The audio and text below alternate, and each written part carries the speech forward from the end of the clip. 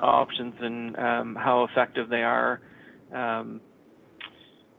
Foreign investment review, the opportunities, the value added and strategic positioning, so where the airport should situate itself, those passenger activity forecasts, and a look at passenger service and how it fits in. Also looked at some growth projections, so what those opportunities can look like, and exploring the future development opportunities within the airport. So just again, this is I'm sure everybody's quite aware of this, but very important is the kind of the foundations of growing the airport. The runway boasts the 6,000-foot runway, which is critical for the design aircraft. Of course, you have the Fire Management Center that provides critical resources to not just the Dryden area, but all over the north. And of course, you have Bearskin Airlines on site. A lot of businesses that support supply chains and operate, and we've seen some recent additions over the last couple of years, which is quite positive. And then, of course, the critical life safety when we talk about medevacs, military, police, hydro, all the critical services that use the airport as well. Just with regards to stakeholder consultations, we conducted many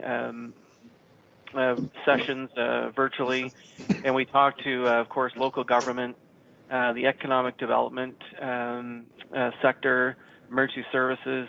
We talked to aviation businesses, both locally and users of the airport, community organizations, school boards, the business community, and of course some airline representatives. So this was an important part of the plan, as mentioned.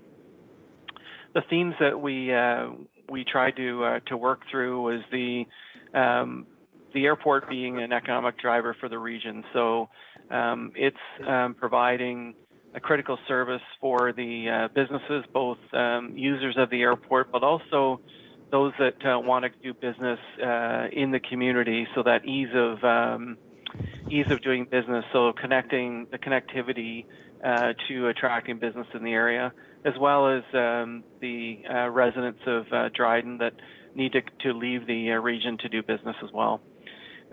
So supporting the businesses as well that I spoke about, and that need for connection in the northern communities. So we spent a fair amount of time looking at that and how Dryden Regional can support that. Tourism support, so more than ever with COVID and domestic travel, we're already seeing an increase in Ontario and across Canada. So how the airport can support those tourism efforts to bring folks to the area as opposed to getting on a flight to travel anywhere else in the world. That east-west scheduled flights with reliable schedules, we also looked at that. And the patient-doctor transport in and out of the city. So lots of areas that were researched and some recommendations coming out of those. Just with regards to the SWOT analysis, the SWOTs, as you are quite familiar with, tell a story of the different quadrants within the SWOT. So definitely the strength, being the midpoint between Winnipeg and Thunder Bay. You see that on road travel as well. The infrastructure at the airport is in good condition, so you have a solid foundation there to work from. It's directly on the Trans-Canada Highway, so for easy cargo and goods shipment, it's conveniently located for that. No half loads on Highway 601 leading to the airport, which again, when you're talking about cargo, is critical. We've seen the Ontario government invest in M&R in recent years to help the region, and know that is an anchor tenant for years to come.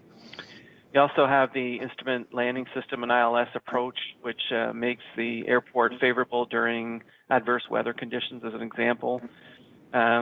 Lots of great opportunities coming up with mining operations and exploration in the region, which you've seen in the recent history. Some of the weaknesses that we need to look at and address, competing with other cities' strategic priorities. So we speak about this. It's there's only so much tax dollars to go around. So we need to when the airport needs improvement, that is a weakness, but we also see this as an opportunity in a way to look at the airport needs to be self-sustaining, and it just makes everybody work a little bit harder knowing that that is the case. Lack of engagement with northern communities, so which is a bit of a weakness that needs to be looked at. There is no sightseeing flights, so when you're attracting tourism to the area, that you know, it's identified as a weakness, but again, it could be an opportunity when we situate the airport accordingly. So lack of promotion and public education about the airport. So although some great work's been done in the past, there's an opportunity to really take this airport and put it on the Canadian stage, if not North America. We had no previous economic impact statistics about the airport from the past, but we've got a good foundation now to work from. We have a sole air service provider, so we're relying on one scheduled carrier and at the mercy of one scheduled carrier to when you think about the cost of tickets and where they fly to and availability and all that. And the other weakness is Canadian Border Services that aren't currently at the airport. But again, we look hard at how we can turn weaknesses into strengths and opportunities. So some of the great opportunities is the potential for scheduled flights for students from northern communities traveling to Dryden for high school, as an example. The Hydro One transmission project that I'm sure you're aware of. So the potential need for a hangar, and we look at that transition project and the supply chain that'll go with that. How can we grab onto those opportunities? Also, the opportunity to get creative with community involvement. So again, another opportunity. Tourism promotion funding. So you know, when you have a solid plan, it's much easier to start looking for these funding opportunities. So that's an opportunity. Another something we heard during our consultations is the need for a direct link to Toronto through a weekly charter service. So that's something that we see as an opportunity. Also, no surprise, the project site in Ignis and how that the nuclear industry, the potential coming into the area, how that will increase the opportunity for the airport. Also, the opportunity for a cargo hub for northern shipping. We're already seeing a small example of that at the airport and how quickly that's growing. And also, we think about food insecurity and how that has an effect on the northern regions where the airport could become a major player in solving those issues. Also with aviation events on how turning the airport into that opportunity. And the last bullet we see here, which is no surprise to anybody on the call, that evacuation season historically is Dryden's played a major role. So there's the opportunity to provide to be both the transportation, do the transportation coordination of that, be a transportation hub for the northern evacuations, and also the opportunity to look at building an evacuation center on the airport to assist with the evacuations. Some threats that were identified is, of course, the lack of fiber optic connectivity at the airport to be able to have reliable internet to conduct business. So something to strive towards. The minimal education and awareness of the air carrier services. So again, identified as a threat, but it turns it into a challenge to overcome that. Affordable seat pricing by air carriers. So again, something to work towards. Flight schedules do not meet the needs of the community. We heard that far and wide during our consultations. And also the population, as we know, is moving to larger cities. But again, you can see that with all the potential coming to the community, that one could be dealt with as well. And also the ongoing challenge to retain youth to the region for the skill trade opportunities. and the impact of COVID-19 pandemic has had on the aerospace and aviation community. Just a footnote on that, a lot of airports like Dryden have did a lot better than those that just relied on scheduled service. So although it has had a slight impact on the airport, there'll be some challenges with attracting scheduled carriers over the next few years, but also there's a need to demonstrate to those carriers that Dryden is a great opportunity that they shouldn't ignore. So just the airside infrastructure development. So as mentioned, runway 1230 is just shy of 6,000 feet by 148 feet. The code 3C, as far as the airport group AGN number goes, it has had extensive rehabilitation, and the critical aircraft is a Boeing 737 and a Dash 8, so Q4 400. So when we look at airport development, the runway meets the needs both now and into the future for attracting more business and more passenger travel to the airport. So that's a big positive. We have taxiways, the proper taxiway infrastructure in place, and some big aprons that 4 of them that are all in great condition as well. So when you think about capital needs now and in the future, you know, there's some big ticket items that are in decent shape for the foreseeable future. Another, you know, when businesses are looking at moving to an airport, they look at the infrastructure to support them, and there's adequate fuel and de-icing services at the airport to supply the aircraft and the businesses conducting business, both in fueling and through de-icing capabilities. Utilities. So again, we're just running on this theme that what are all the positives to attract business, and we see the three-phase power. There's lots of available. There's adequate water supply. We also have the natural gas supply to the airport. So when you look at, you know, those critical items that businesses are needing to attract, that is in place. We look at airport governance. So obviously the airport's owned by the City of Dryden and managed by the Loomex group.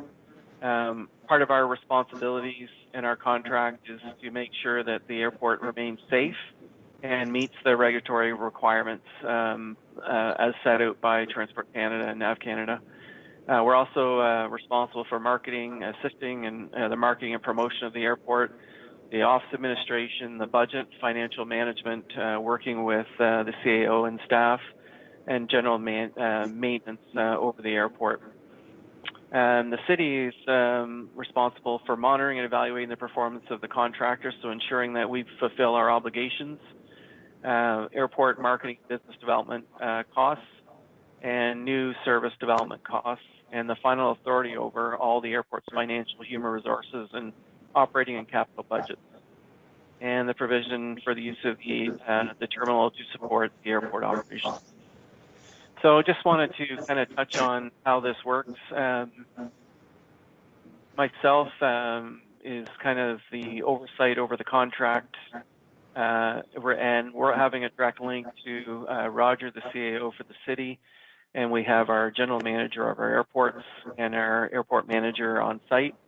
And our airport manager on site works with the great staff at the airport to ensure the ongoing maintenance and safety of the airport. The center circle of the business enablement team is something we created a little over a year ago, and that's a team made up of Loomex staff, so myself and our general manager of the airport manager, and Roger, and your business development officer as well, so that we are working as a team to follow through on the KPIs we create to attract business to the airport. So it's a very effective model that's working quite well. As far as the economic review, some of this is really important when we're looking at the opportunities for an airport. And if we look at the catchment area when attracting scheduled carriers, for instance, we see that in a 100-kilometer catchment area is home to 16,841 individuals. So that number is important when we're trying to attract those carriers to the area. This is just a look at individuals versus households. So this just is showing the income of through that. So by area. So when you look at Dryden, you can see the numbers there.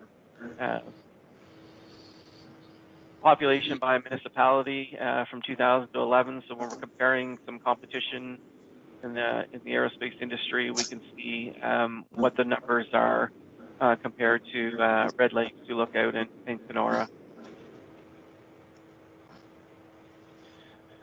So this is the good stuff. This is the current economic impact for the airport. So it's estimated every year $22.9 million in GDP that the airport supports for the city of Dryden and area. So in previous years, you would have seen that much higher because of the construction at M&R. But moving forward, if you don't do anything else on the airport and it stays status quo, pretty much $23 million a year is pumped back into the local economy. So I think you have this, or you would have this in your in the documentation you've received. So you can see that on the airport, numbers vary because of M&R's fire seasons, but roughly 228 full-time employees work on the airport. The indirect effect is 73, and the induced effect is 46, for a total of approximately 347 jobs in the area are supported because the airport exists. It's that number will continue every year without doing any improvements, and status quo just isn't an option. We need to keep the airport moving forward. So just a look at foreign investment review. This was prior to COVID, so you'll see this number adjusted slightly as we work through COVID, but $31 billion in revenue and over 213,000 jobs exist in the Canadian aerospace industry, and that was growing before COVID at a pretty high rate. Close to 70% of the industry activity is dedicated to the manufacturing side. So what that tells us is when we look at opportunities on the airport, we need to not lose sight of this, that manufacturing and research and development is another growing area as well. So over 90% of Canadian aerospace manufacturing firms are exports. So it's all important data as we look at opportunities moving forward. So the city is committed to partnering with key stakeholders to bring about new economic development investments and creating opportunities through FDI. So that's an important statement. The aviation community in Canada and North America knows that Dryden is a great place to develop and conduct business. And the BET teams, the business enablement team I spoke about, will be including this in our KPIs moving forward. So just some passenger activity.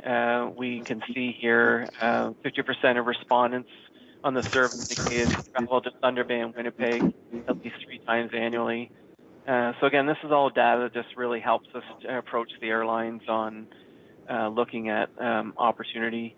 So the next one is 27.3% of respondents answered that they were very likely or extremely likely to travel to Thunder Bay. So we know that that is a major hub. So 25% were very or extremely likely to make a trip to Winnipeg. So again, when we're talking to airlines, we have some of this data to move forward.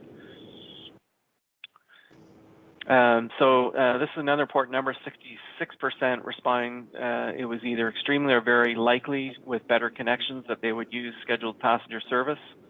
And 85% are saying absolutely with some better pricing and better pricing, they would use the airport and schedule flights. And 66% are saying better flight schedules would contribute to using the airport for connectivity reasons. So just moving forward, so our KPIs are based on this next section, which is strategic priorities. So first of all and foremost, having the airport be sustainable is an important factor in moving forward with our strategic plan. It was one of the main focuses to look for those opportunities. So that is definitely a top priority of everybody on the team. Engagement with scheduled service providers. So now is the opportunity to start getting set up for when COVID is behind us. So that engagement with the different carriers to look at what the opportunities are, including working with the current carriers to see if they're willing to look at changes. Also, looking at engagement with scheduled air service providers in Northern Ontario and Manitoba to support the air service development at the airport. And definitely the partnerships with northern communities are also part of the strategic priorities on bringing more opportunities to Dryden. The other part of this is non-aeronautical land development. So there's a good amount of land at the airport that may not be suitable for aerospace development, but what are the other land uses that could be utilized that would not take away from the safety of the airport or take away from the good neighbors, but what are some opportunities that could be looked at to support the airport and its sustainability projects. Hangar and facility development, activity growth. We've seen a little bit of that over the last 2 years. We know there's great opportunities coming to the area, so it's how can we grab onto those developments to increase the hangars and facilities at the airport. Cargo and passenger transportation partnership with remote Northern Ontario Indigenous communities. So again, just making sure that everybody knows that Dryden should be the preferable location from a logistics point of view to make that happen. The other bullet here is the airport branding and marketing. So City of Dryden over the last few years, it did a great job in increasing the awareness that Dryden exists and is a great community. So it's really building on some of that branding and marketing that's currently being done to make sure that Dryden Airport is on the map.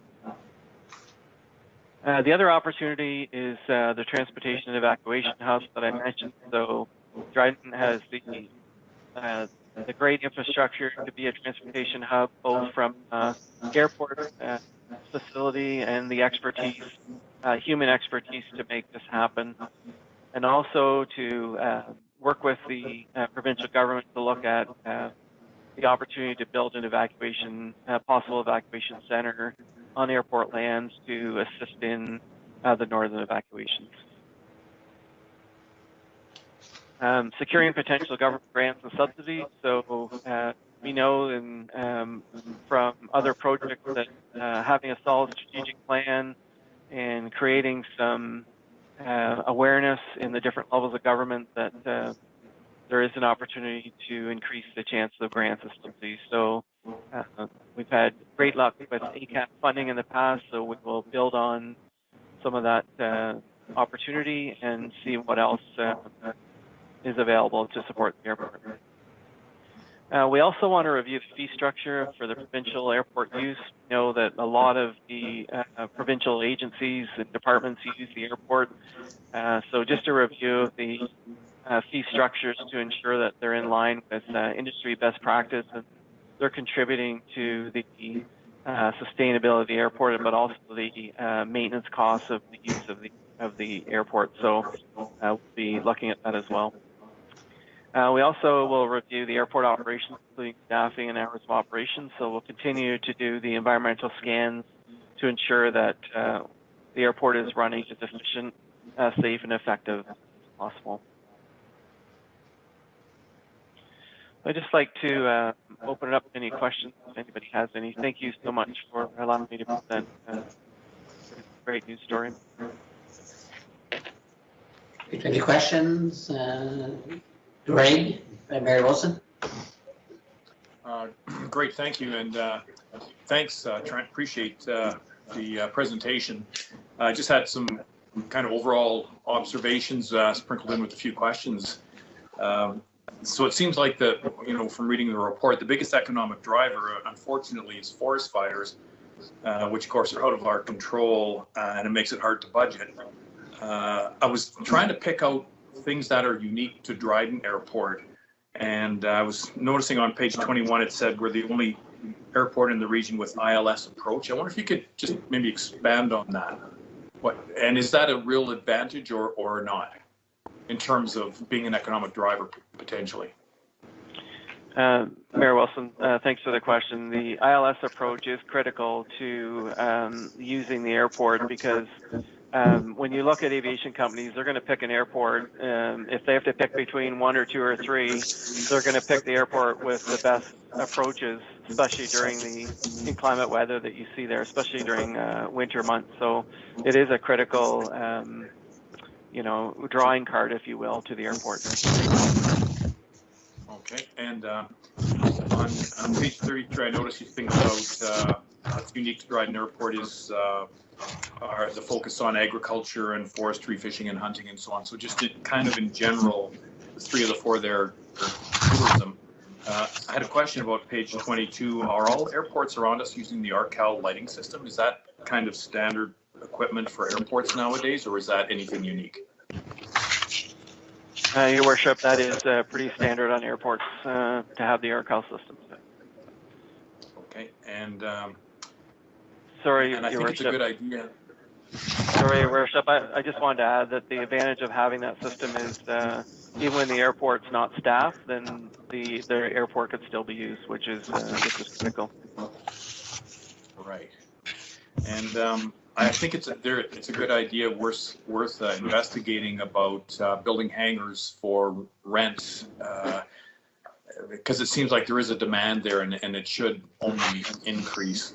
And to me, you've pointed it out, but in terms of passenger traffic, yes, that affordability of seat pricing and then the schedules, if that could be resolved, that would be great. But it's good to get this comprehensive report. I have more ideas, thoughts, and comments that we for that for our next meeting. Thank you.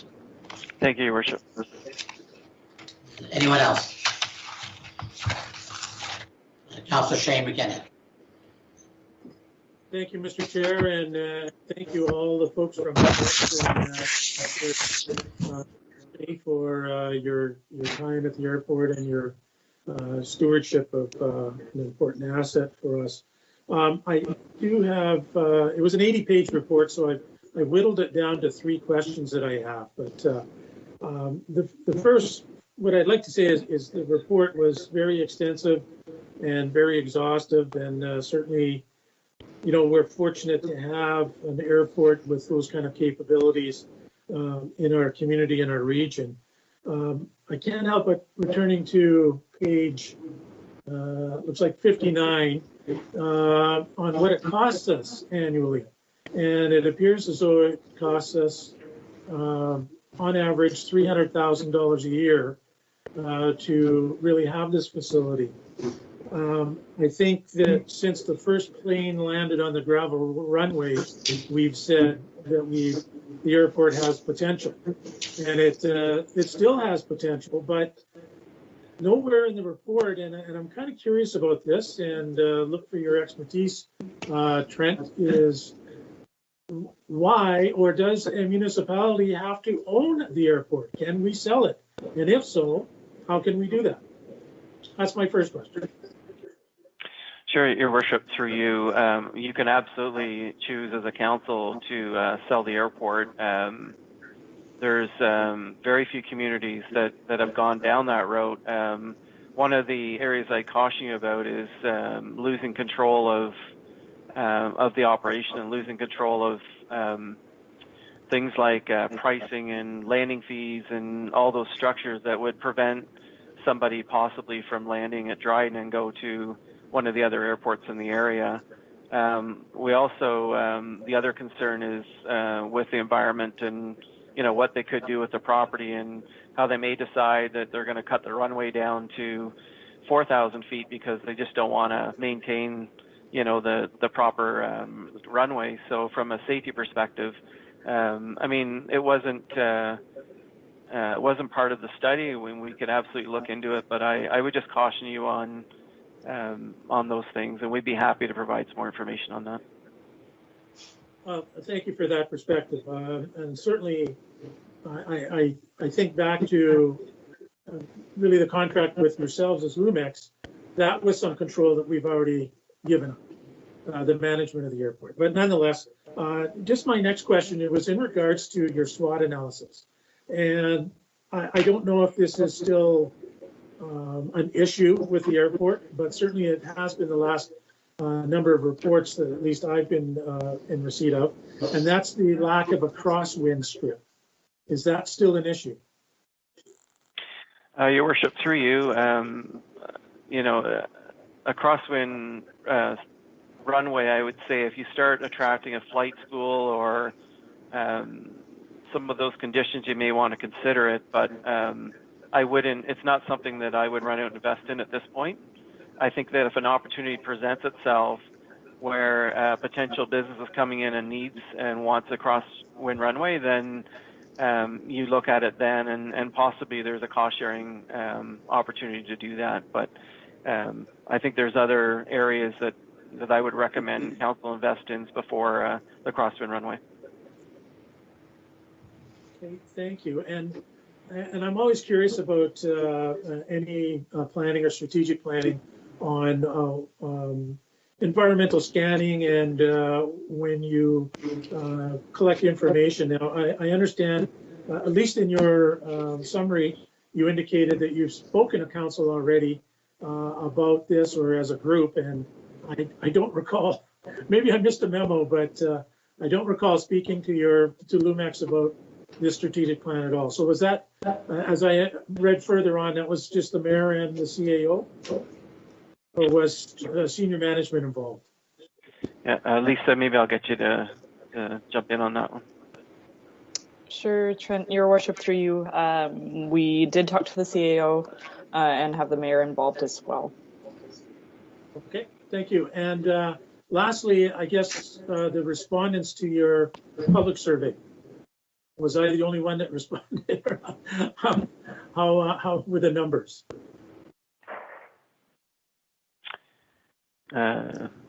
Lisa? Sorry, just one sec here. Your Worship, through you, I would have to look up the specific numbers, but we did have pretty good feedback. I think we were around the 70 or so at least respondents in that survey. Okay. I'm always curious about that, but thank you very much, everyone. Again, I enjoyed reading the report, and it was very thorough. Thank you. Thank you. Any further questions, comments? Councillor Bush? Yes, thank you, through the chair.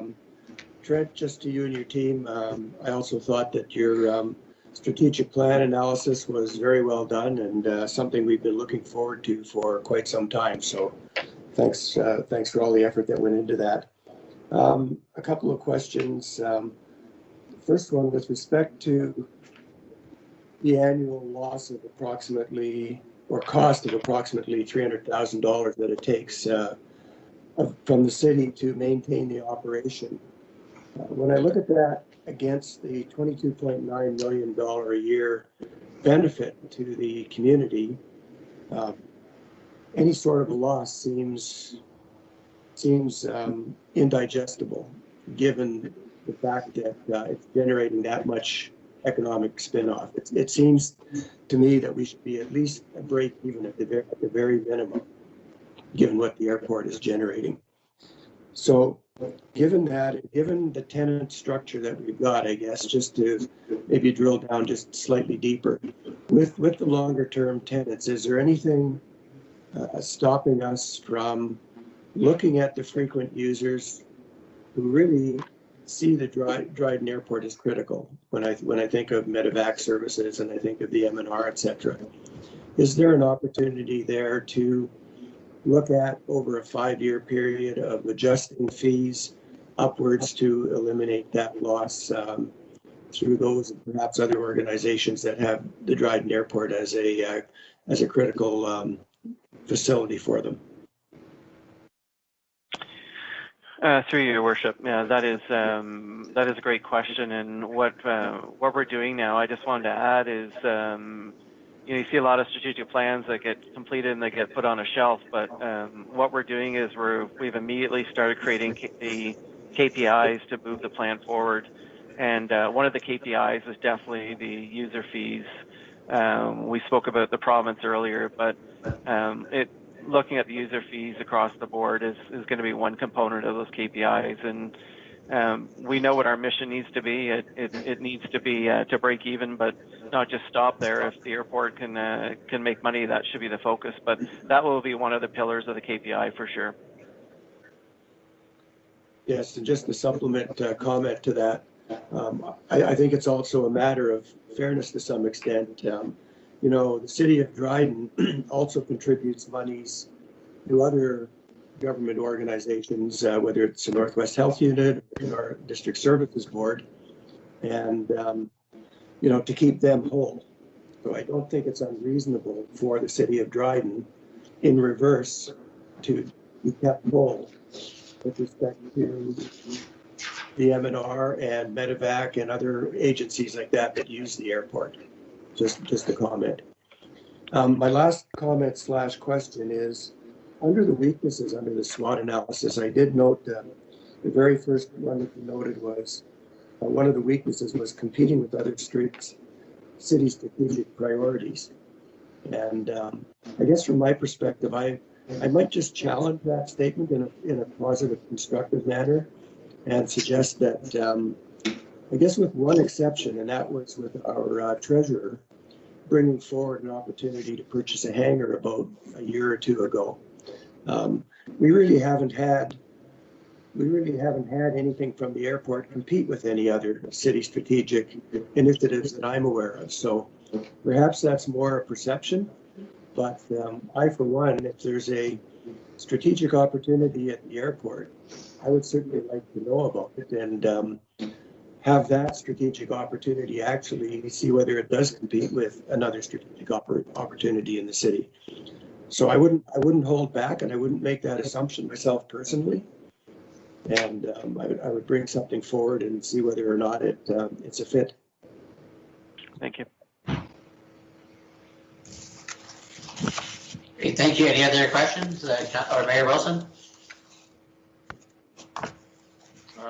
Thank you, Mr. Chair.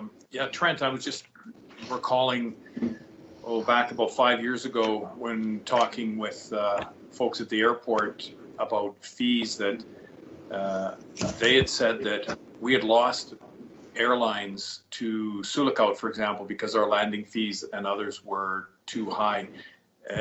Can you substantiate that? It's like we're caught between the devil and the deep blue sea with fees, right? Yeah, Your Worship. We definitely,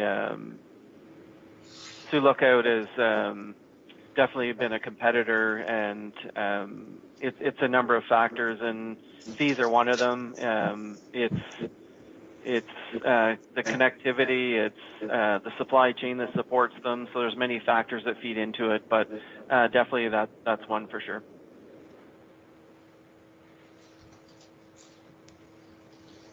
Any further questions?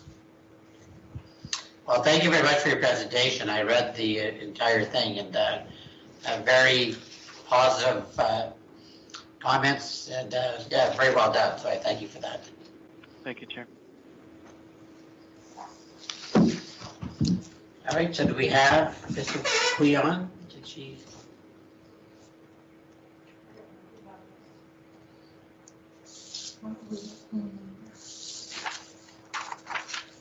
Do we have Mr. Dupuis or Ms. Necan on for a presentation? Hi, this is Neecha. Are you asking for me? Yes, welcome. Do you want to answer your presentation? Yeah, this is Neecha. I'm from the Ojibway Nation of Saugeen, Treaty 3. Can you all hear me?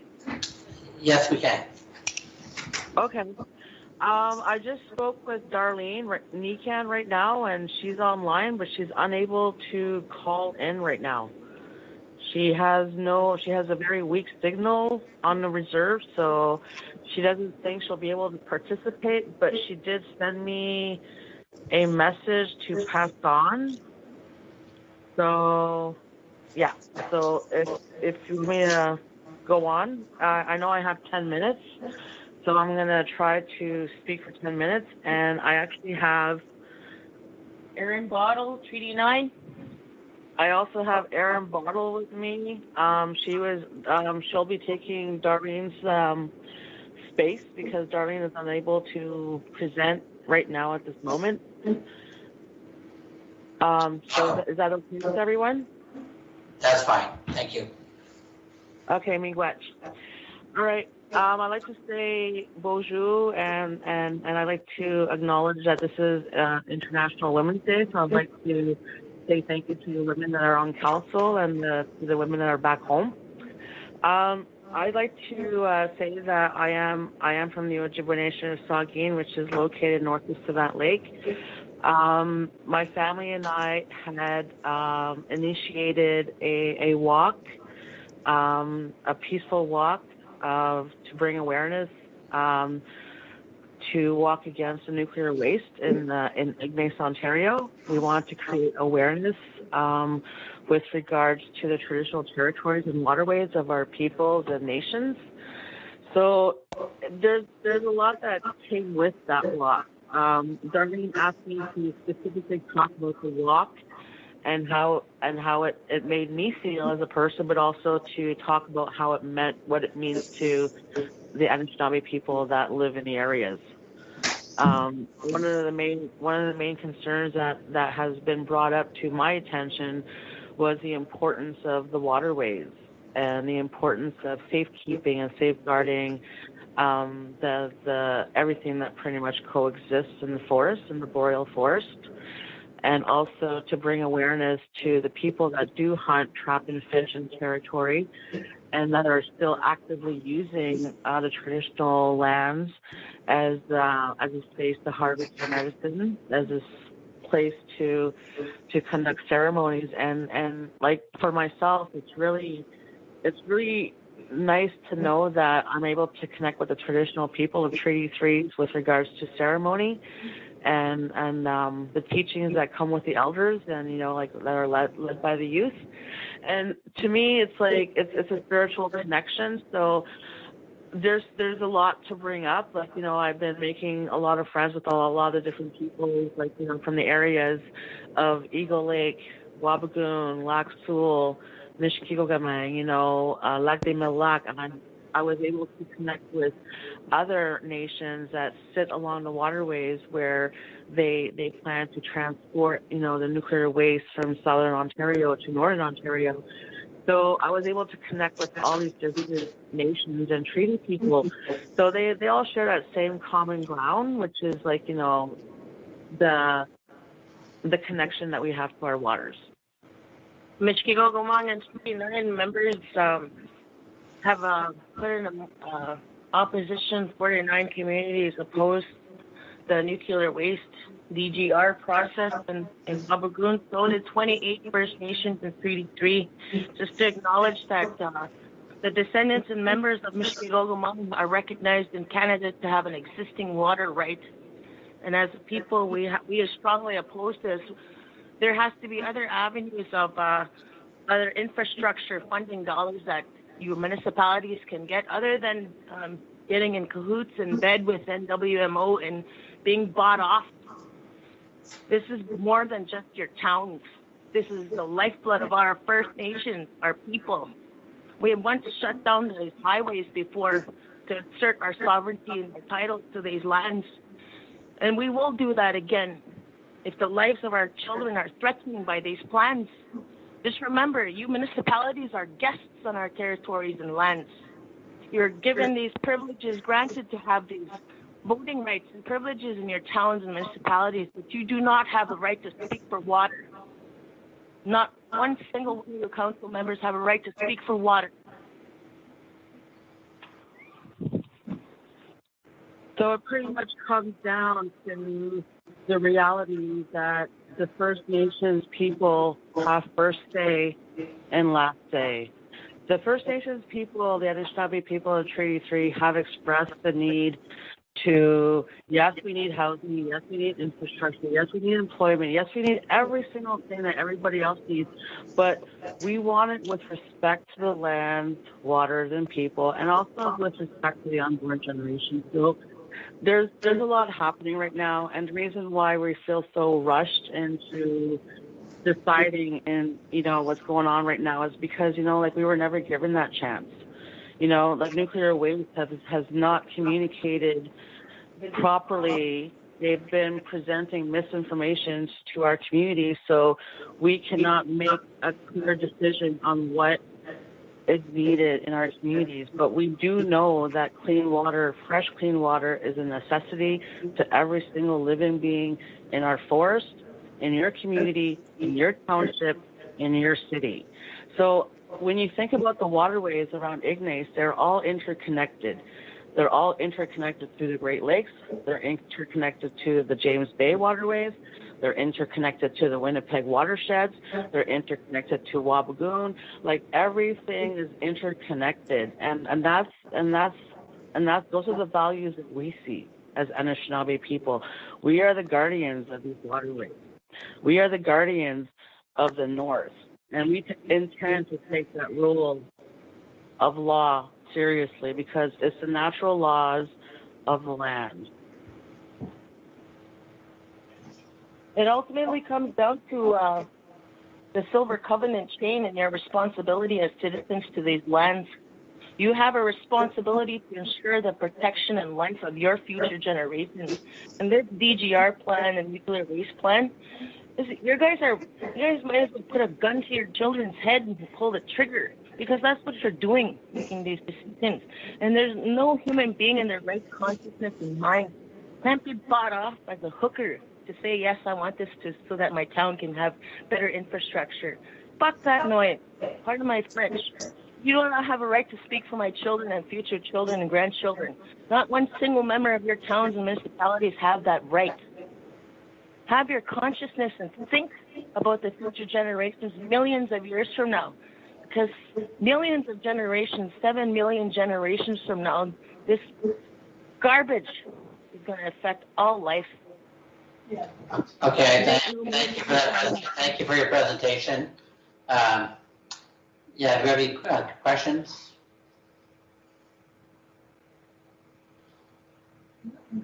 Seeing anybody, thank you for Councilor Bush. Sorry. Yes, thank you through the chair. Neecha, thank you for your presentation this evening and addressing council. I do have a couple of questions, I guess, as we move forward, learning more about the nuclear waste management process. I do note that in December of 2019,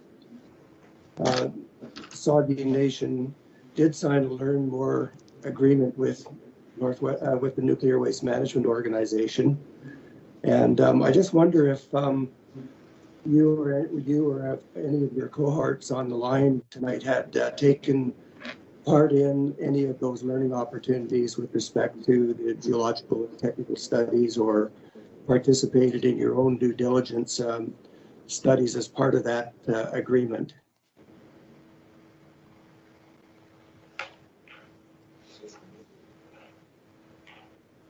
You're muted.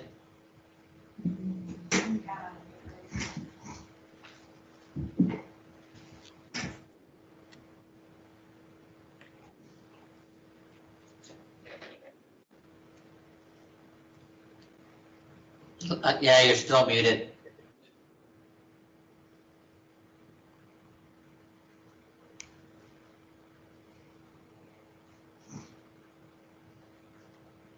Mr. Dupuis, you're muted.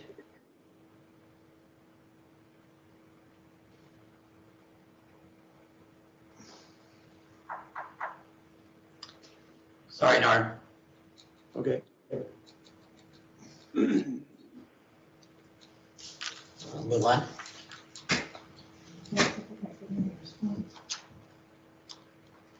once again, thank you for being the delegation, and go on from there.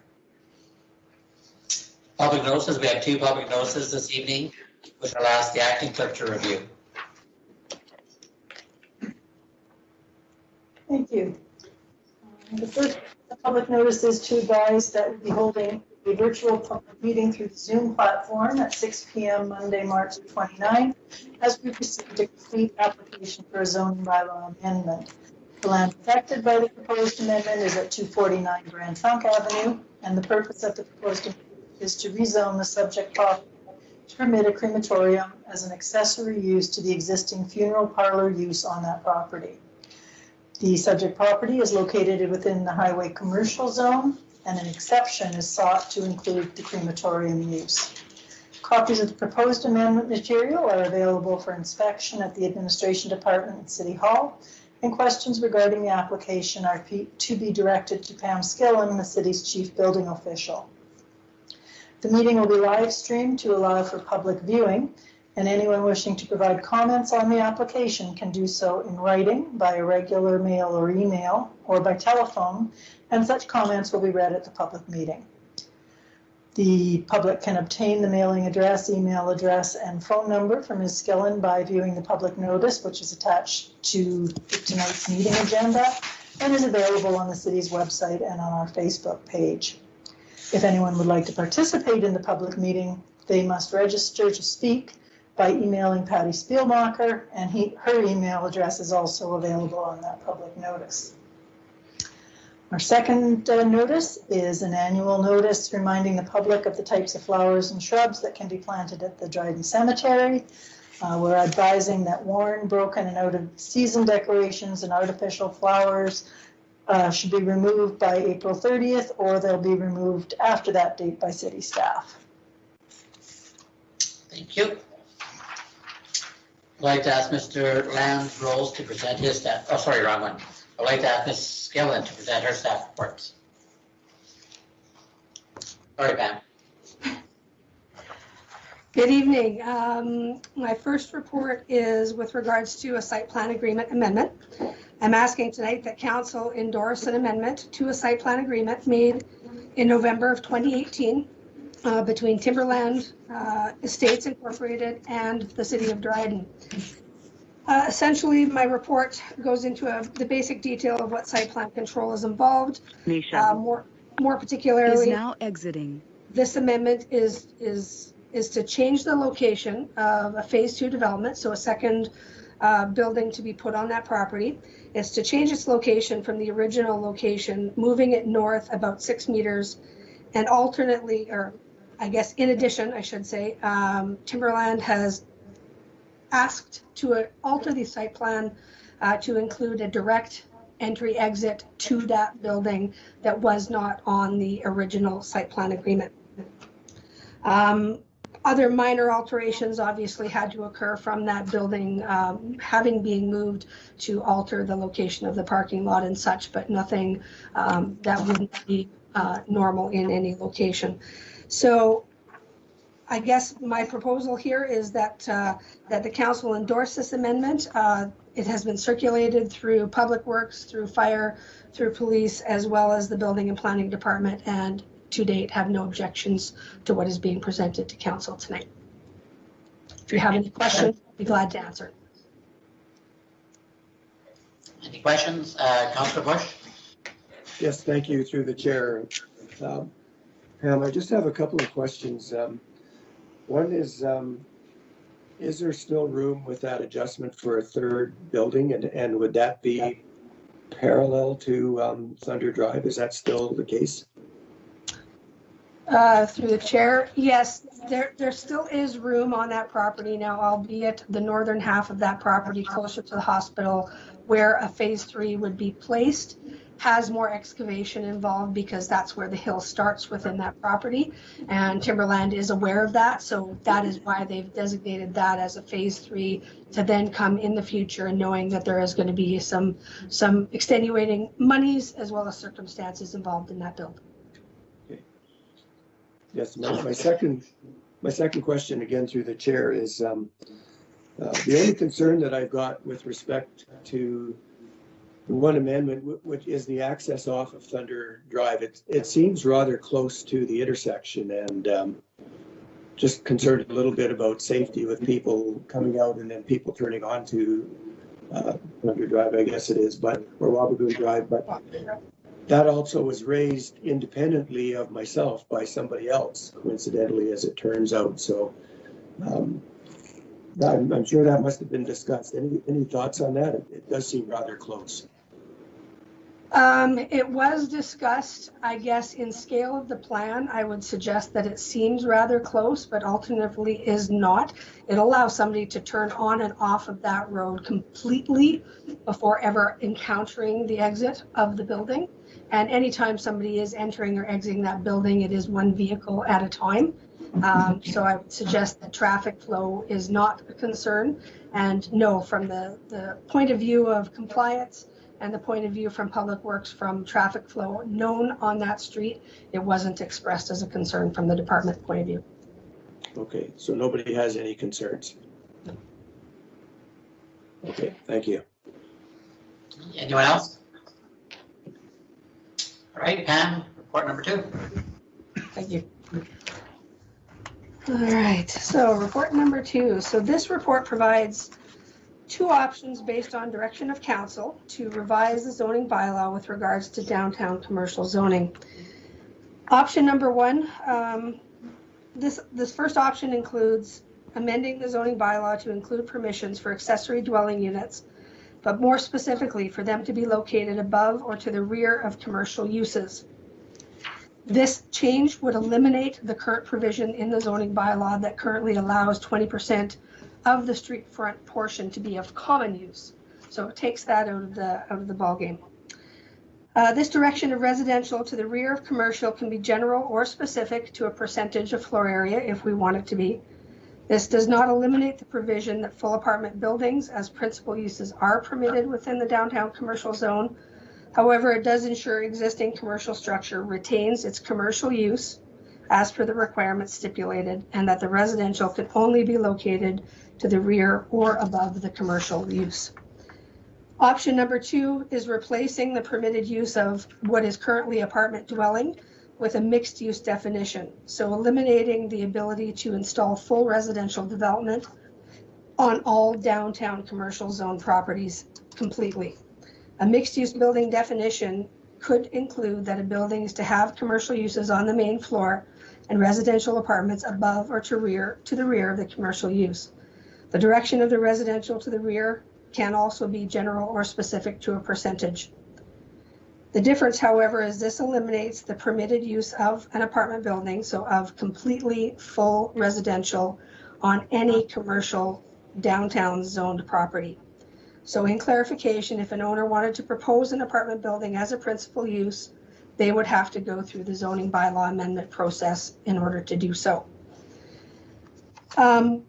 In summary, I looked at both of these with respect to a lot of different, I guess, avenues or points of view. We will be considering our parking concern with respect to both of those and offering options to be able to protect parking on site versus on street. So we will consider that under either option. In review of what we had proposed here, I'm recommending, or the building and planning department is recommending option 1. This option achieves the goal and direction communicated by council by eliminating residential on the main floor, but without major retrofit to the intention of the zoning bylaw and without impact to current existing residential uses that are in existence. Although it does not restrict apartment dwellings as a principal use, it does support the intent of council by protecting existing buildings in our downtown core and forcing them to maintain commercial uses on the main floor. In addition, it provides some guidance and ability to the building and planning staff to direct any fully residential development outside the downtown core in more appropriate locations. And we can look at that wording when we're in the zoning bylaw and propose this to council for the acceptance, that we can add that restriction or add wording and verbiage that will push residential to outside of the core streets. I'm asking that council provide direction to staff in consideration of both options and my recommendation provided, and then we will investigate what that would look like and bring that back to council. Questions? Thanks, Pam. Questions? Councillor Bush and then Councillor Shane McKinnon. Great, thank you. Through the chair, Pam, just so I'm clear on option one, I might have been getting tripped up on some of the verbiage in it. So what you're suggesting in option one is that ground level of the buildings in the downtown would be commercial, 100%? You have, through the chair, you would have an option. So you could impose that commercial be located 100% on the main floor. You could impose a percentage of the main floor. So say it was 50% commercial, 50% residential to the rear, or whatever percentage we want to decide. So we can be as specific as we would want to be. Okay, with respect to a percentage or some manner of describing something practical, I think, and I'd like to hear from Councillor Price, who is a business person, as an example, but it seems to me that there must be a practical square footage in which a business can operate. And I don't think a percentage would necessarily cover it. So, for example, if a building had 2,000 square feet on the bottom, and 20% of it could be commercial, that may be too small for any commercial from a practical perspective. So I would probably be more comfortable when the bylaw comes forward with some number of square footage that would support even a medium or small business, as opposed to a percentage of a particular building, because that can vary widely. Through the chair, Councillor Bush, I think going back to probably a very general statement rather than specifying a percentage would meet what you're asking. And I say this as an example, that if you were to just word it that residential was allowed to be to the rear or to the second floor of those existing properties, that allows whatever percentage needs to be, whether it would be 100% commercial on the main floor or 50-50, you would be determining that. Now, I do see a little bit of a fault in that obviously once it's tangibly built in place, it's hard to go back from that point, in the sense of if the next commercial tenant requires more space, what do you do in that case? So there might be some guidance that we'll have to really do some thought process on that. Or I guess we jump back to saying it's commercial on the main floor only, residential relegated to the second story. Councillor Bush. Yes, through the chair, thank you.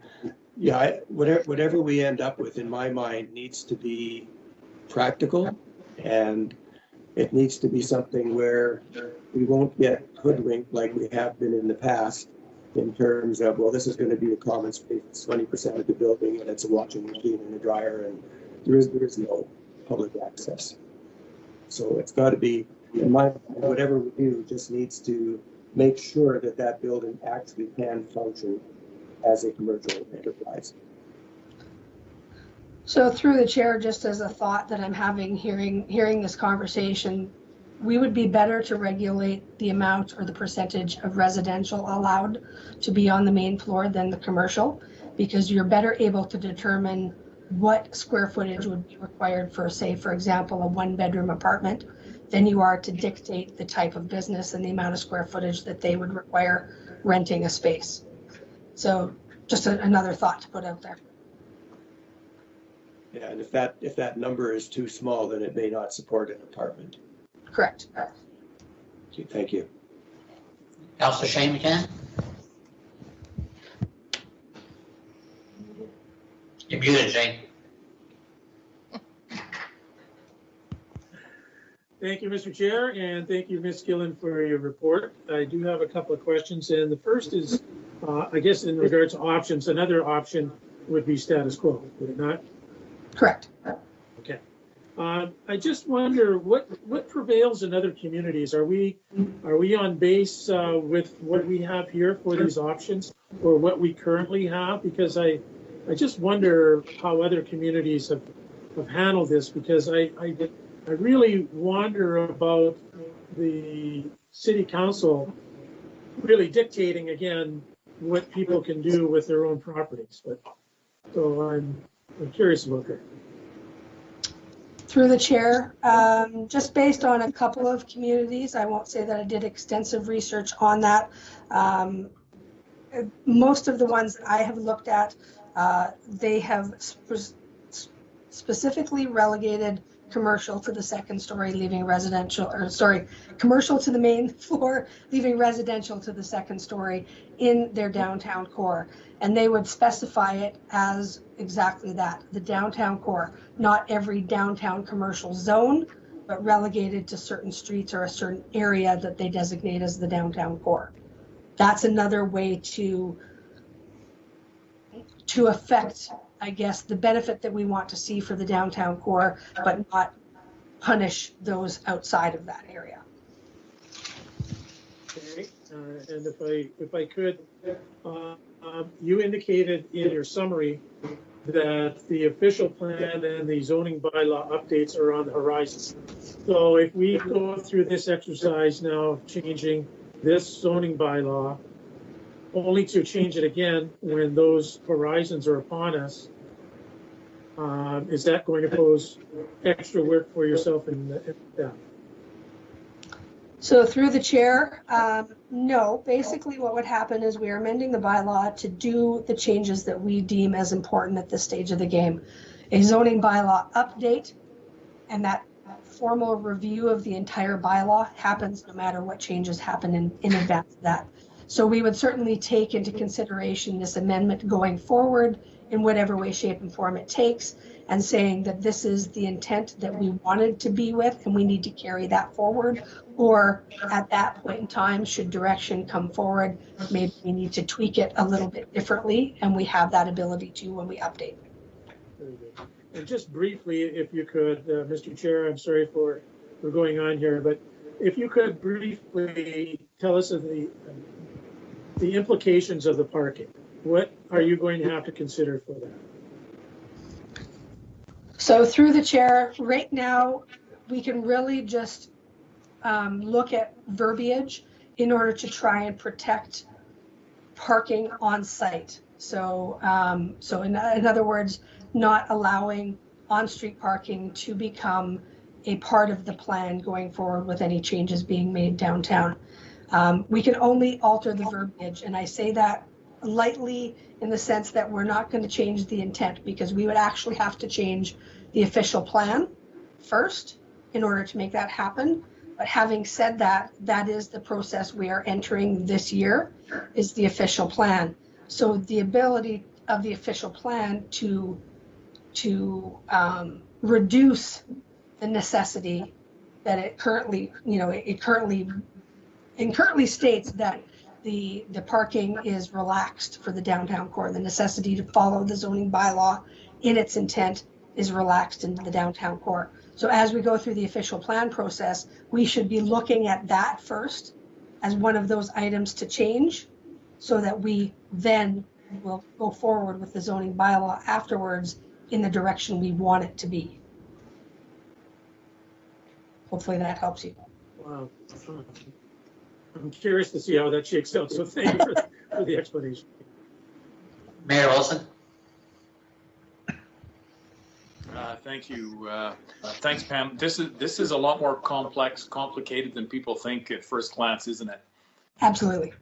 So I kind of refrained from saying too much at the last meeting when we discussed this, and I have a number of thoughts and opinions, and my concern is that I'll go on longer than anybody else has tonight on this subject, and I don't have anything personal one way or the other to gain or lose by this, or because I'm a downtown businessman as well. Like I'm just trying to look at it objectively, and I don't know if there are business building owners downtown or on the highway who feel we're limiting their options by going this route. And maybe it's a moot point, maybe it doesn't matter, but my concern, similar to Councillor McKinnon, is there may be reasons why a building owner decides it's best for them, rather than lose the building or take a real hit in income to convert retail space, for example, to apartments. And what we're really saying is, you know, for current owners, that really isn't possible. And this is just another minor aside, but I know for you know, buildings, apartments that we rent out, that one problem with second floor apartments is access. So if you're an older person who has bad knees or whatever, or you have a wheelchair, then you have to, you know, the building owner has to put in a lift of some type, and they're very, very expensive, not only from a capital cost standpoint, but also from an operating cost. And it's very difficult to get the inspectors in to give you your annual or biannual you know, passing grade, because it's just very difficult. And you can't get inspectors from Manitoba to come in because there's an Ontario border there. They used to come in, but they ran into so much hassle that they decided they're not going to come in and do inspections for elevators anymore in Ontario, northwestern Ontario. And then because what kind of also goes through my head is about, why do we need to protect the downtown commercial buildings? And related to that, why do we need to protect parking? And I know the standard answers because I had a discussion. It wasn't an argument, but it was a very lengthy discussion about it. And it was very helpful for us to try and unwind how things would work out for parking and buildings if you let building owners decide and tenants decide how they're going to deal with parking. The main important aspect to this is enforcement. And I understand that technology is going to hopefully play a greater role in the future for Dryden.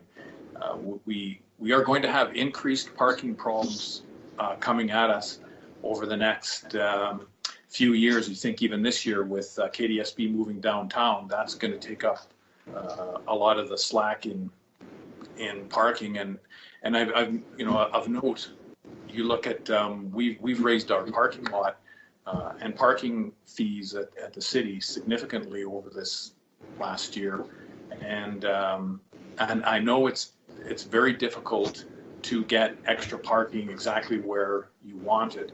I go back to when it comes to parking downtown, and we can't forget the highway because there's businesses out there that retail businesses out there, commercial businesses, but along the railway track on Queen, there was a recommendation to work with the railway to add more property to push that parking back so you could have basically double the parking on Queen Street. And I think I'm just throwing that in there because we're talking about that, and it is related to this topic. So I think if you're interested, I'd love to have more conversation and not tie up council anymore here tonight.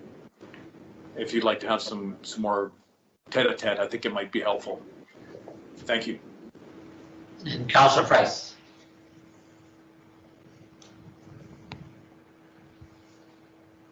You're muted. I was trying to not do that this time around, but thank you. Through the chair. My main concern about converting commercial space to residential space in the downtown core, as you said, Pam, is the protection of any progressive growth of new business. You know, we've got a lot of young entrepreneurs coming into play. I had one speak to me yesterday, and my very first question to her is, where are you going to go? Like, you want a new business, but where are you going to put this new business? There is nowhere. And if we continue to change or allow for residential to go into a commercial space, then eventually we're going to run out of commercial space. So that's my main concern with it. And when we look at 20%, I take my business into consideration. So on main level, if I'm just looking at the retail section of it and not the back area of it, if I were to say that's approximately 500 square feet, I believe it is, or just about 600 square feet. If you were to take 20% of that you can't do anything on a retail level with that. Maybe a pop-up store that's only there for a short time and then gone again. So my main concern is protecting the progressive growth of our young entrepreneurs and new business, because if there's nowhere for them to go, then there won't be any new business.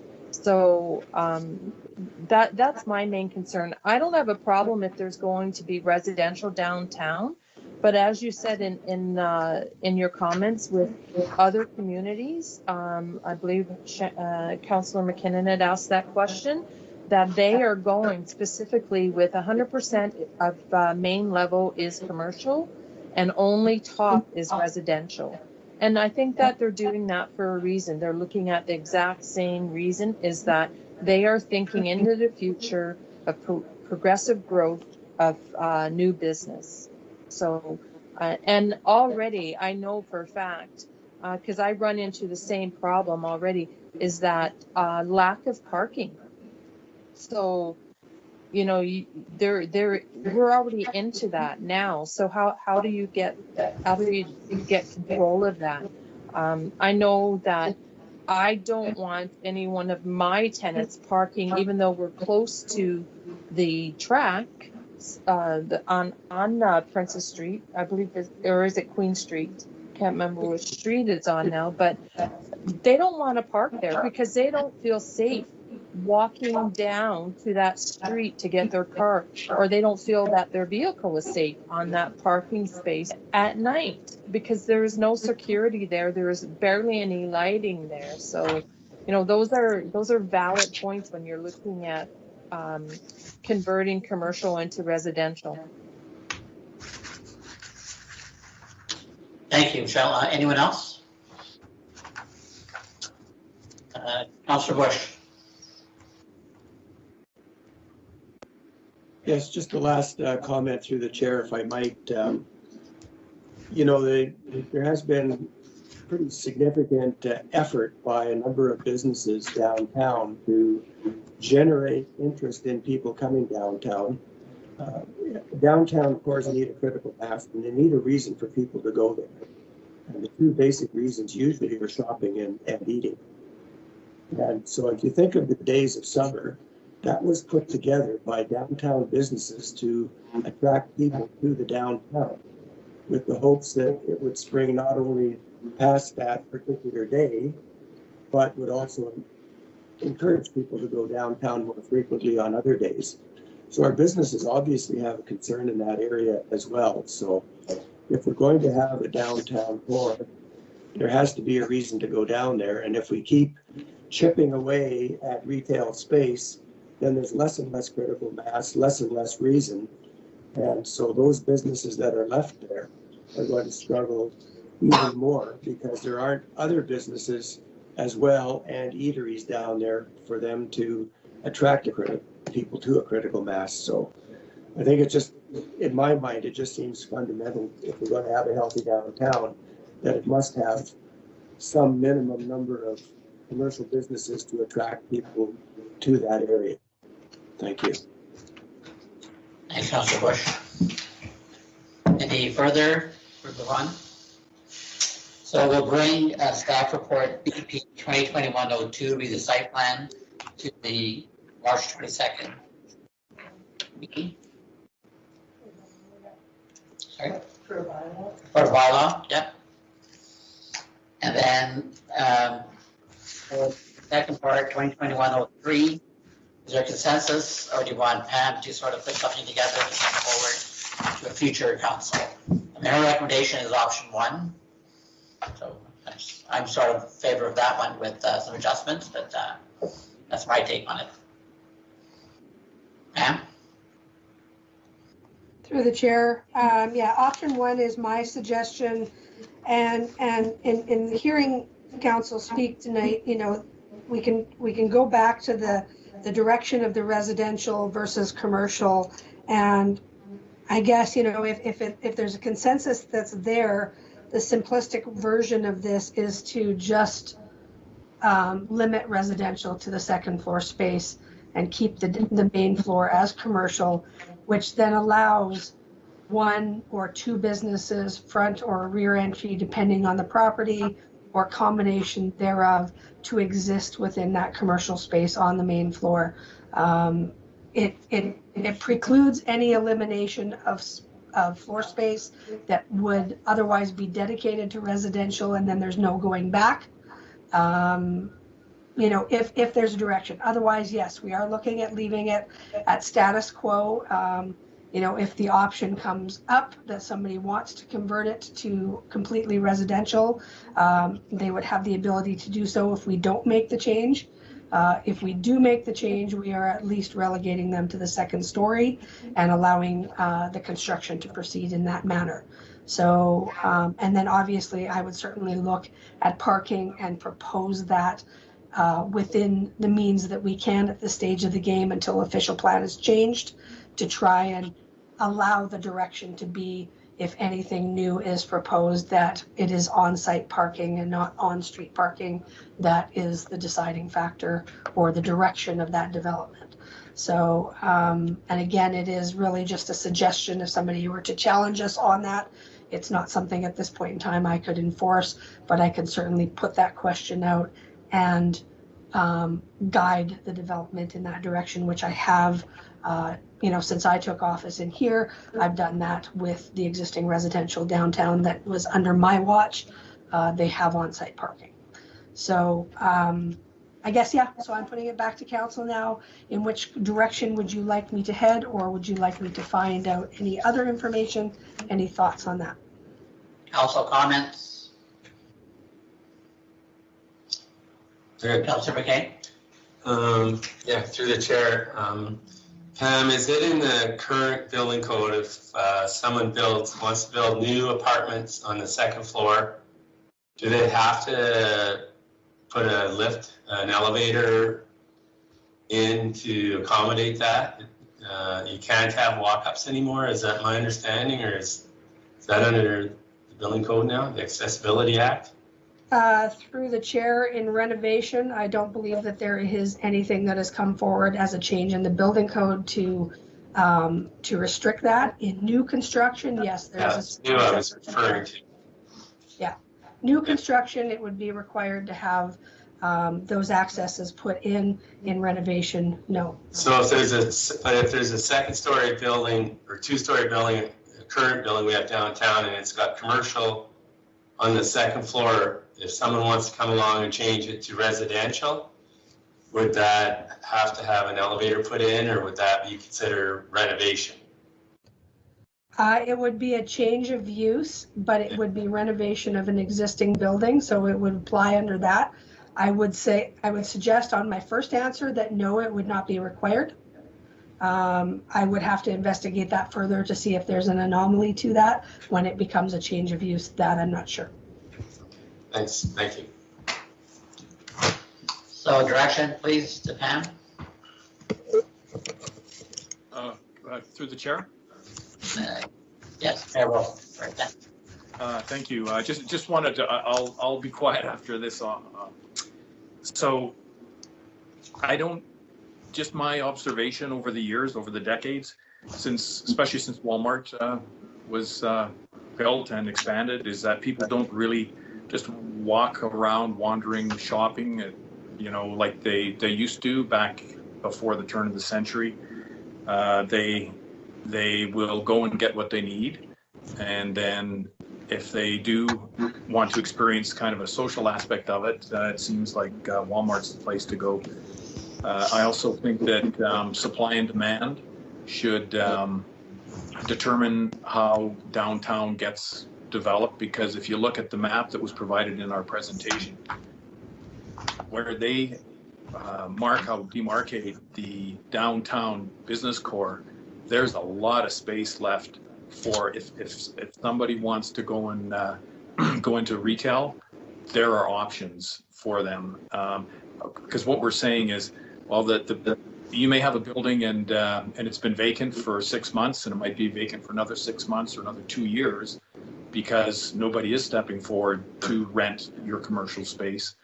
But that's too bad for you, the building owner, because you're going to just have to wait Why? Because there are some hopefully budding entrepreneurs that want to get into retail.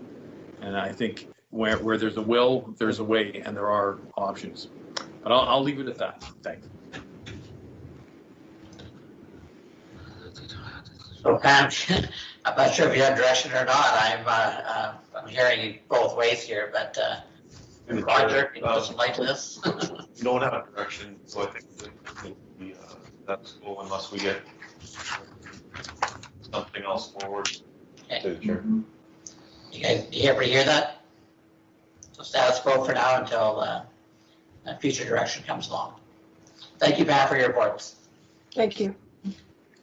I would like to ask Mr. Landsroll to present his staff reports. Good evening, everyone. My first staff report relates to the Moffat Family Fund, which is a fund administered by the Winnipeg Foundation. There's two recommendations out of this report. The first being the council approved the Community Proposal Selection Committee recommendation of 5 recipients for funding totaling $93,700 from the Moffat Family Fund, and that council authorizes the city clerk to forward those proposals to the Winnipeg Foundation. I don't want to gloss over the background this evening because I do want to recognize the significant donation that the Moffat family has made. The Moffat family invested $100 million with the Winnipeg Foundation and set the criteria that 20% of the investment income is to be returned to the communities in which the Moffat family conducted business. And organizations operating in Dryden were eligible for the $93,750. There was 5 proposals submitted to the committee, and all 5 received funding, totaling that $93,700. I do also want to note that the city of Dryden is not directly involved in this. The Moffat family actually came to the city of Dryden and asked if we would facilitate this process on an annual basis, but no member of city or no member of council or anybody on city staff is part of that committee. It is a committee of the public, general public, and they determine what proposals receive what. So if there's any questions, I can take them now. Any questions for Steve? Seeing none, Stephen, good job. All right, my second staff. Motion to council or this week, or we vote on now? Motion to the 22nd. Motion to the 22nd. Okay, next. Okay, my second staff report this evening relates to 2020 Statement of Council Remuneration and Expenses. The recommendation out of the staff report is that council accepts the 2020 Statement of Council Remuneration and Expenses as information only in accordance with Section 284 of the Municipal Act. The Ontario Municipal Act under Section 284 requires that the attached statement be provided to council before March 31st each year. Are there any questions regarding this report? Seeing none. Look forward to the 22nd as well. No, just for information. Just for information. There we go. Yep. And All right. I have it right. Moving forward, my next staff report is an amendment to the 2021 budget. And the recommendation out of this staff report is that council approves the amendment to the 2021 budget. There are actually 3 amendments that I would like to discuss this evening, and 2 of them have come out of the Master Plan Steering Committee. So the first one is an operating expense item, and as recommended from the Master Plan Steering Committee, the recommendation is that we add $50,000 to the Parks Department for the development of a trail pathway bridge expansion feasibility study, and that this would be funded by municipal accommodation tax revenue. So if council approves this amendment, rather than fully allocating the municipal accommodation tax revenue to the Waterfront Development Reserve Fund, $50,000 would go to this feasibility study, and then the remaining approximately $150,000 would still be allocated to the Waterfront Development Reserve Fund. The next item is again a recommendation from the Master Plan Steering Committee, and this is a 2021 capital item. and it's increasing the city funding for 2021 the capital plan by $50,000 in order for the pedestrian overpass exterior maintenance project to be completed this year. So council recalls my last staff report or budget amendment with the restructuring and POA and the safe restart funding that we received, the $87,000 we received this year from the provincial government. There were some funds remaining that we parked in what we called a COVID contingency allocation. And so the recommendation is that we would draw from that. So there was $116,000 in that COVID contingency. So if we drew down the $50,000, there would be $66,000 remaining in that contingency. And then the last item is a capital item as well. And in my staff report, it speaks to basically the failed brine header at the arena. This would be Rink 1, brine header at Rink 1, and I've attached some photographs. But basically, city staff identified a leak in the brine header, and we were able to temporarily plug the holes to get through this current ice season. But with the condition of that brine header, there's no way that we would be able to go into next fall's ice season without repairing this. So I provided two options, one being my recommended option. We have some federal gas tax funding in 2021 that we have not utilized to date. So my recommendation is that we utilize some of that federal gas tax money to address this capital item. The other option is that we do have an emergency capital repair reserve that we could draw on if council so choose, but I would prefer to use external sources before we use our internal sources of funds. Are there any questions with any of these items? Mayor Wilson? Thank you, Steve. I agree with your recommendation for option 1 there, but I won't be able to sleep tonight until I find out what a brine header is. I couldn't tell by the pictures. I think Steve Belanger is on the line, or if not, maybe he can speak to it. There he is. Good evening, all. Brine header is our, basically runs along the one back end of the arena. This is our main supply for our salt brine, our cooling brine solution that goes underneath the slab itself. So this is a rather large pipe, 2 of them, a supply and a return that run along the back of the arena. From there, we probably have, probably close to 200 connections that send lines all the way down the ice surface 2 inches apart. So this is our main supply of our brine, and unfortunately, we've got leaks at a couple of locations, and the condition of the length of the pipe in itself is not well. That explains the rusting. Thank you. Anyone else? Councilor Chamberlain? Thank you, Mr. Chair, and I too am in favor of actually all 3 of these changes, but I must be getting old.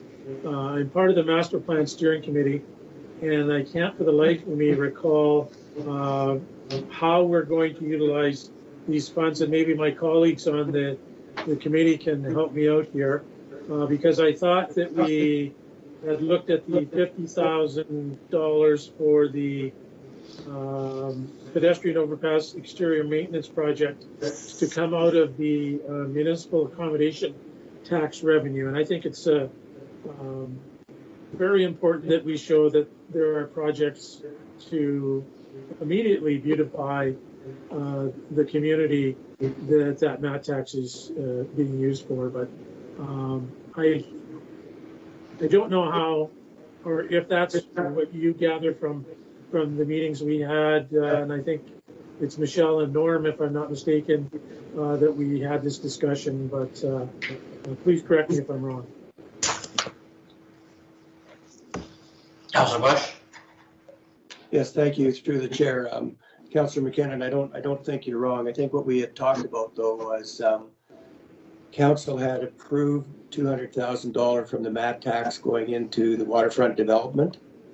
And so we had suggested that we spend some of that money, $50,000, to do as we talked about here, which was to put this feasibility study and put some actual numbers and some concepts behind the first stages of that waterfront development. And if I recall correctly, we had some excess funds at the end of the year which were unallocated, and we were going to do the beautification and the exterior maintenance of the overpass through those funds, leaving $150,000 in the waterfront development reserve. That was my recollection of the discussion. Councillor Price? And if I recollect too, I think that's exactly what it was, is what Councillor Bush is saying, is that we were pulling 50 out for the study, and then the beautification of the skywalk was going to come out of extra monies that were left over. So that's how I remember it. I could go back in my notes though. Roger? Through the chair, I can confirm that was the gist of the conversation during the committee meeting. Councillor Shane?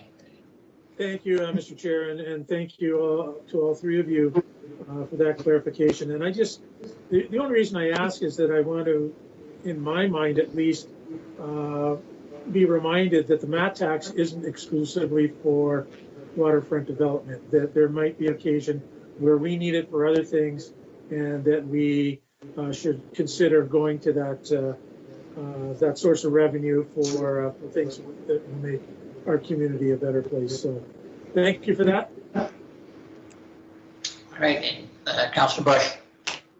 Yes, thank you. Through the chair, on the last item with respect to the brine header funding, I also support the recommendation of our treasurer to take it out of the federal gas tax funds, because correct me if I am wrong, Stephen, but I don't believe we're up to our $500,000 upper capital emergency repair reserve to this point. Through the chair, that is correct, Councillor Bush. So that's another reason is if you look at our strategic plan, we're trying to build up our reserves. And we haven't reached that upper threshold of $500,000 for that reserve fund. That's correct. Great, thank you. That allows us to continue building that reserve. That's correct. Councillor Martin McKinnon. Okay, your talk of $50,000 towards, I assume, a consultant to look at trails. What are you envisioning there?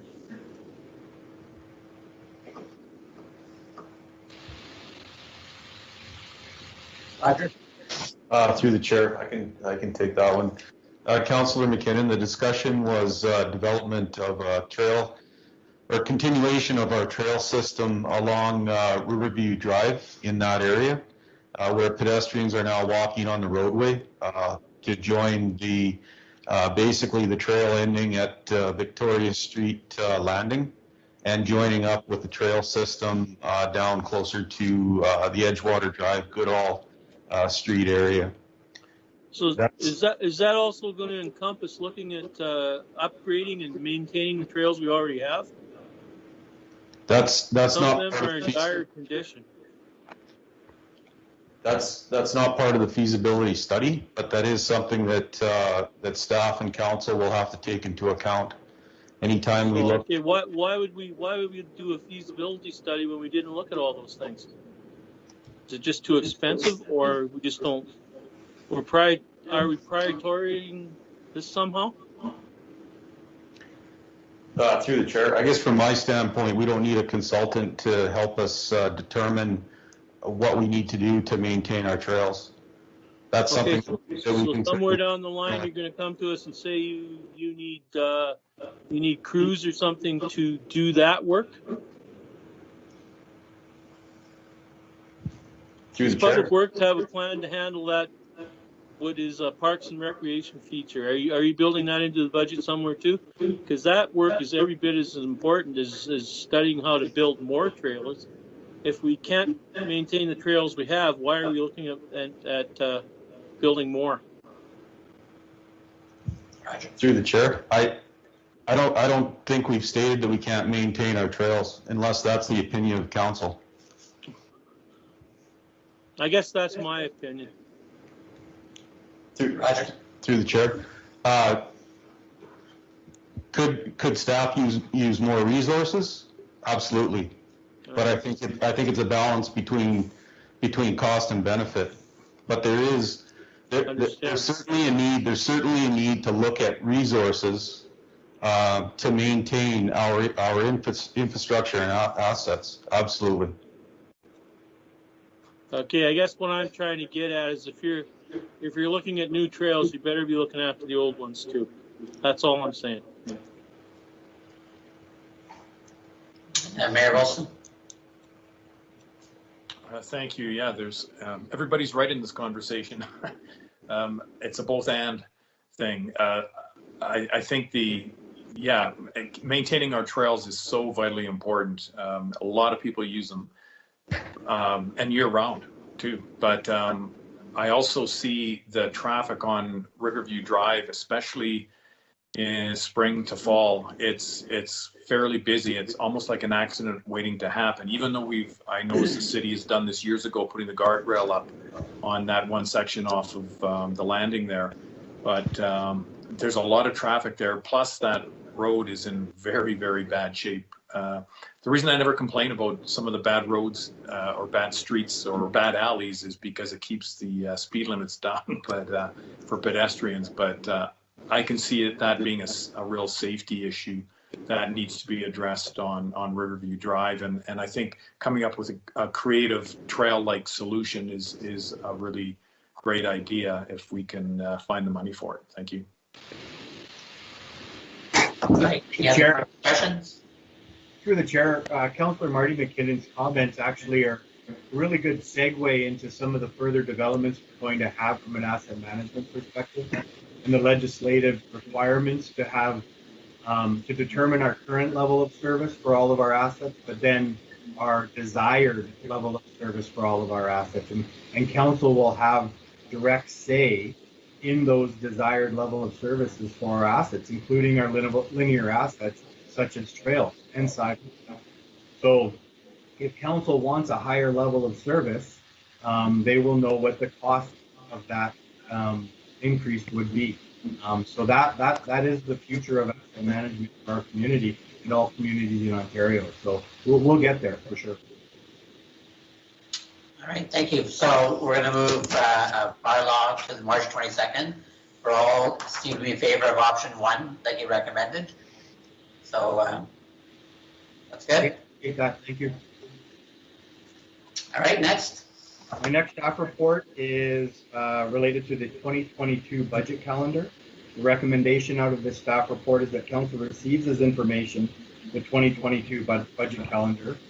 I just want to highlight that this budget calendar, the timeline associated with it has the 2022 operating capital plans being approved in December of this year. And I also wanted to highlight that within the calendar, there's 2 opportunities for council to bring forward budgetary items for discussion or debate and provide staff with budget suggestions for consideration. And those would be in July of 2021 and in October of 2021. And specifically related to those items, I will be bringing forward a staff report in order to facilitate those discussions and debates. Any questions? Are there any questions with regards to the calendar?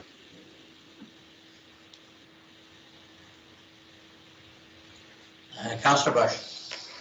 Yes, thank you. Through the chair, just to support our treasurer, this calendar was started to be put together several years ago, and again, as council, I think it's very important for us to follow those dates that the treasurer has mentioned to be fair to city staff, so that when they bring the draft budget and the final budget together, we've had all of our input, so nobody's scrambling at the last minute trying to to do something, because it does really put a fly in the ointment for staff. So again, just encourage all of us as councillors to get our oars in the water sooner than later if there are things that we want considered in the budget.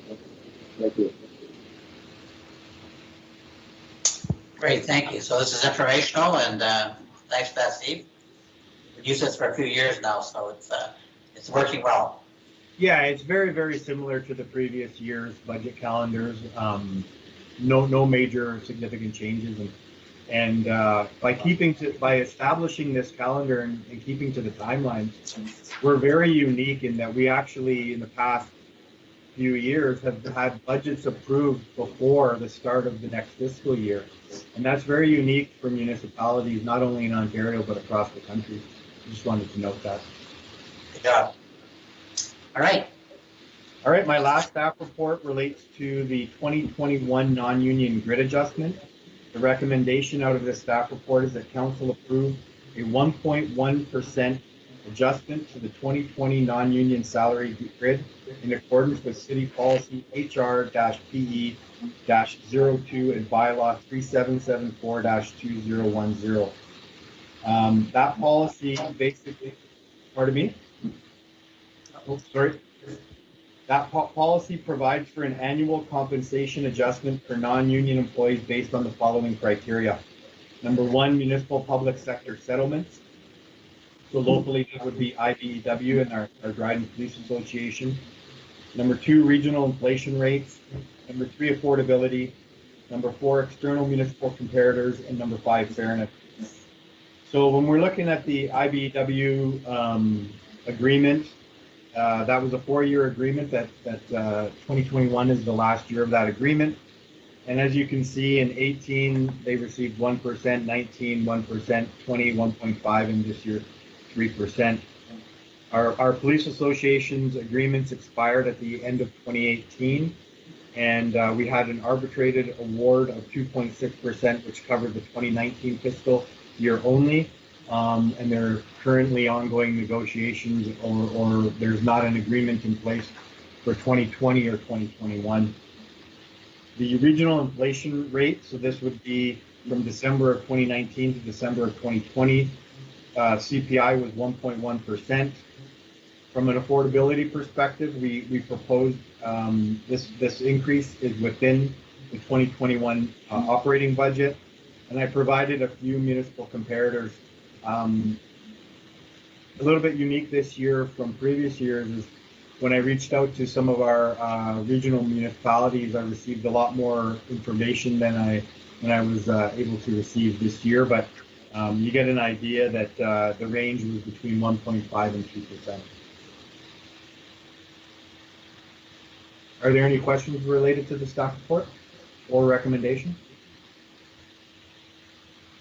Councilor Shane McKinnon. Thank you, Mr. Chair, and thank you, Mr. Treasurer, for your report.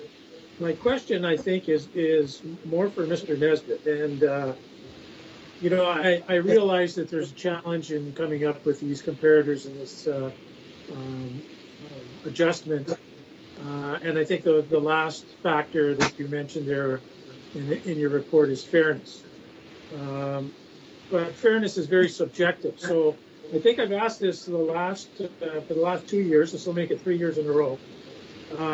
Has there been a comprehensive review of non-union salaries conducted, something that's based upon external equity, position by position, compared with provincial comparators, private industry, and even band councils? Have we undertaken anything like that, or do we just say, well, I don't know, what did Mitchell from Cotton get this year? 1.1%? Well, that's what we'll give our people too. So I'm really uncomfortable, especially after the throes of COVID-19, where I think our managers, our non-union staff and our union staff stepped up to the plate and did a fantastic job. And we're going to reward them with something that's basically at the bottom of the scale, even with the comparators that were provided by our treasurer. So I guess that question is for Mr. Nesbitt.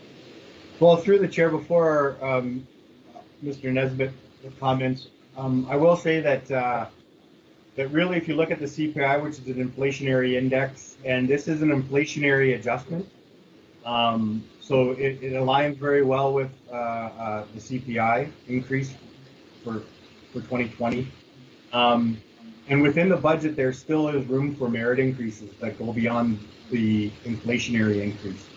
I'll also, I'm sure our CAO will be able to add a lot more context to it, but my understanding that the municipality participated in 2 non-union remuneration studies, and our remuneration was fairly well up in the ranges in the comparator analysis. But I'll let our CAO comment further if you would like to. Through the chair.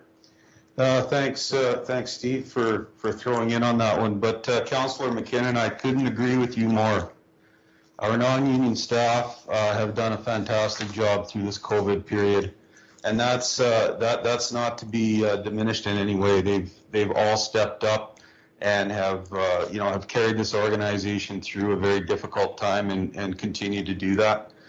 As the treasurer mentioned, this is only an inflationary adjustment based on the Thunder Bay CPI, and there is a component budgeted for merit increases that will increase many of our non-union salaries with that merit piece, and awardance of the merit piece is based on the PG&M program, which we've been running for quite a few years now, our performance goals and measures.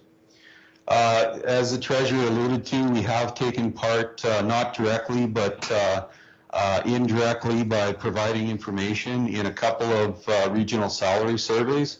So we have that information, and we have gone through and done a comparison on our non-union salaries. And I would say, generally speaking, we're in pretty good shape from a standpoint of comparability to those 2 studies. In 2016, there was a comprehensive pay equity review done within the city, and we've been maintaining that from that aspect since. And if Councillor, you may recall, you may not, but we had a very comprehensive human resource management strategy initiative plan for this year. Unfortunately, we're still looking for funding for that, but that would also include a significant portion around attraction and retention and awarding our employees. So just some of the things that we've looked at to date. Thanks, Richard. Councillor Shane McKinnon. Well, certainly I appreciate your response, and if we participated in a couple of studies, it certainly would be nice to see the results of those in our decision making here before the next council meeting. I just think that at times it's good to compare each position, not look at the inflationary increase, but I think a lot of times we wait for funding, or we wait for some kind of silver bullet that's going to get us to that point where we really should have it entrenched in some policy to say we review this on a position by position, comprehensive basis, once every term of council, or once every 2 years, or once every 6 months, or whatever we can handle as an organization. But I just have seen too often that non-union employee wages get compressed with the union wages so much that people don't want to step into positions of leadership in our organization, or any organization that has that as a footprint for wages. So I appreciate what you gentlemen have done, but I think that we should define this a little more so I don't have to ask this question again, but thank you. Great, thank you. Any further questions?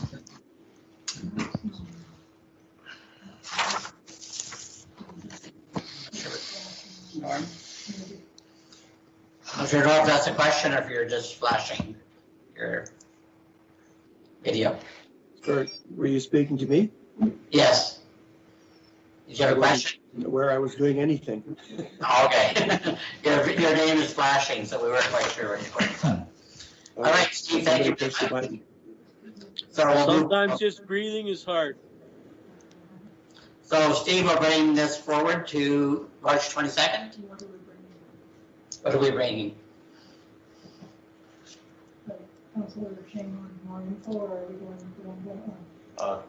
Through the chair, can you confirm the direction is to bring forward the non-union increase at 1.1%? So the direction is to we confirm the direction to bring forward the 1.1% wage increase. Is that correct? Hands, a show of hands. Okay, great. That's the direction. Thank you, everyone. I'd like to ask Ms. Eiler to present her staff reports.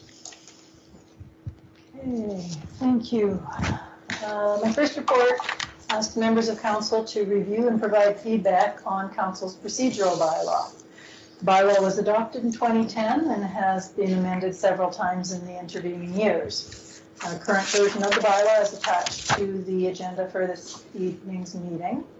And since council has had a chance to work within the procedural bylaw in this form for some time, and as it's the last full year of this term of council, staff is recommending council review the document, provide questions and comments to myself by April 26th, so that they can be considered starting at the May Policy and Bylaw Review Committee meeting. After that meeting, a revised draft procedural bylaw would be brought back to a committee of the whole meeting for review and discussion, maybe some more amendments and tweaking before it's adopted by council. The goal would be to have a new document in place before the end of this term of council. Are there any questions about that?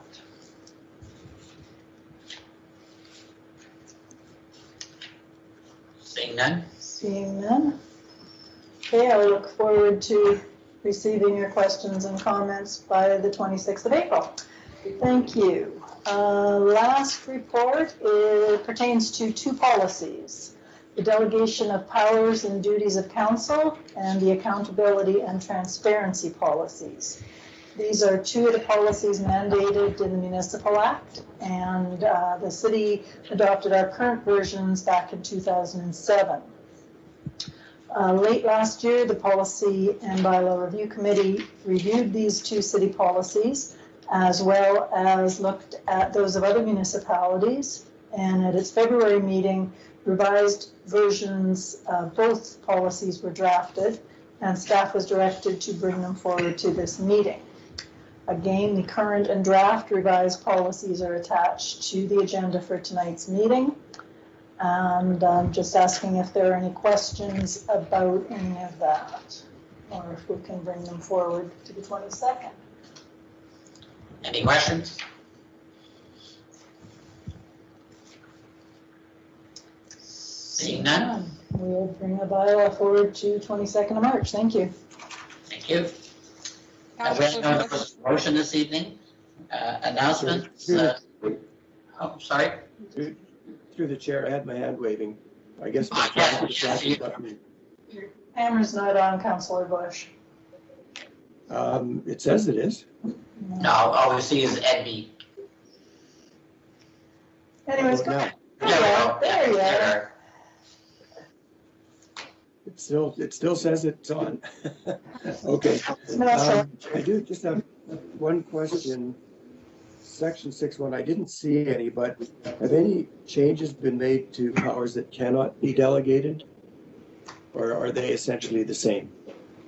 They are essentially the same. Okay.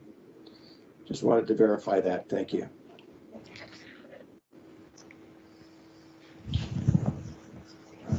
Councillor Shane McKinnon. Thank you, Mr. Chair. Just, Madam Clerk, would there be an easier way of providing these to us, which would indicate any changes? I start to nod off a little bit when I compare them side by side. I don't really know of an easier way.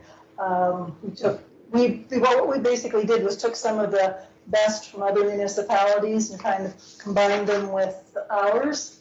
So that's why it's, substantially different than it was, than they were 13 and a half years ago type of thing.